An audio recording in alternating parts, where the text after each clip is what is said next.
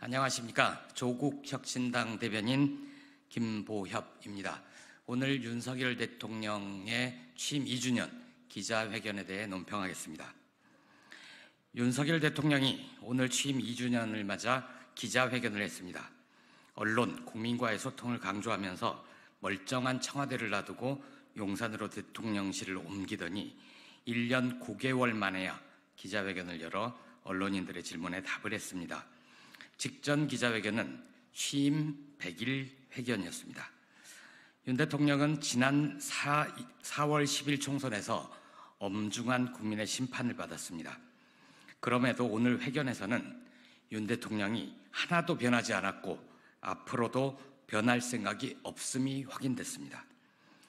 윤 대통령의 대선 승리에 기여했고 윤석열 검찰 독재 정권의 든든한 후원자였던 친윤 언론들마저 대통령이 변해야 한다고 충언을 합니다. 그런데 윤 대통령은 그럴 생각이 전혀 없어 보입니다. 여전히 국정 방향은 옳은데 국민들이 체감하지 못하는 것이 문제, 이렇게 얘기한 총선 직후 국무회의 때 인식에서 한 걸음도 나가지 못했습니다. 오늘 기자회견에서 국민들 마음에 가닿은 답변은 하나도 없습니다. 윤 대통령은 부족, 미흡, 송구, 사과라는 표현을 사용했습니다. 하지만 윤 대통령이 지난 2년 국정 운영에 대해서 반성을 하고 앞으로 잘할 것 같다는 확신을 얻은 국민은 없었을 것입니다. 국민은 다 아는데 혼자만 모릅니다. 국민은 대통령을 뽑아 권한을 위임했는데 윤 대통령은 스스로 벌거벗은 임금님이 돼버렸습니다. 윤 대통령은 저출생 및 민생위기, 최혜병특검법, 부인 김건희 여사의 디올백 수수 사건 등 여러 현안에 대해 장황하게 설명했습니다. 조국혁신당은 하나씩 짧게 정리해드리겠습니다. 저출생 고령화 문제는 저출생 대응 기획부를 신설하고 그 장관을 사회부총리급으로 격상한다고 해결되지 않습니다. 젊은 세대가 미래에 대한 걱정 없이 마음껏 사랑하고 일할 수 있는 성평등 사회를 만들어야 합니다. 그런데 윤 대통령은 여성가족부를 못 없애서 안달하지 않았습니까? 국민 대다수가 찬성하는 최혜병특검법은 검경과 공수처 수사 뒤에나 결과가 미진하면 하자고요?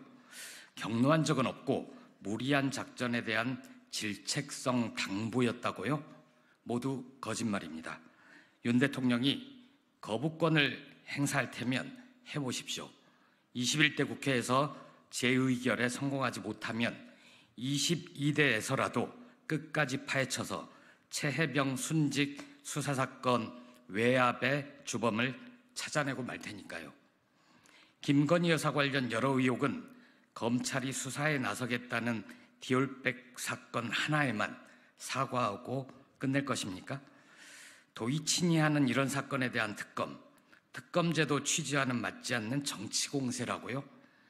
정확하게 알려드리겠습니다. 도이치모터스 주가 조작 사건입니다. 윤 대통령의 부인 김건희 여사와 어제 어버이날을 기념해 가석방이 결정된 장모 최은순 씨를 제외한 공범들은 모두 처벌받았습니다. 그리고 두 분이 주가 조작에 참여해 얻은 수익이 23억 원에 달한다는 표현이 윤 대통령이 몸담았던 검찰의 의견서에 명시되어 있습니다. 꼭 구해서 읽어보시기 바랍니다. 오늘 회견에 기대하지 않았기에 실망할 것도 없습니다. 벌거벗은 임금님 치하에서 3년을 버텨야 하는 국민들의 신선한 삶이 걱정될 뿐입니다. 조국혁신당은 합니다. 3년은 너무 길다는 민심에 화답하겠습니다. 국민을 주인으로 받들지 않는 윤석열 정권은 국민의 삶에 아무 관심이 없습니다. 민주주의를 회복해야 민생도 살아납니다. 물가도 못 잡고 민생 회복 대책도 없는 윤석열 검찰 독재 정권의 조기 종식의 길을 찾겠습니다.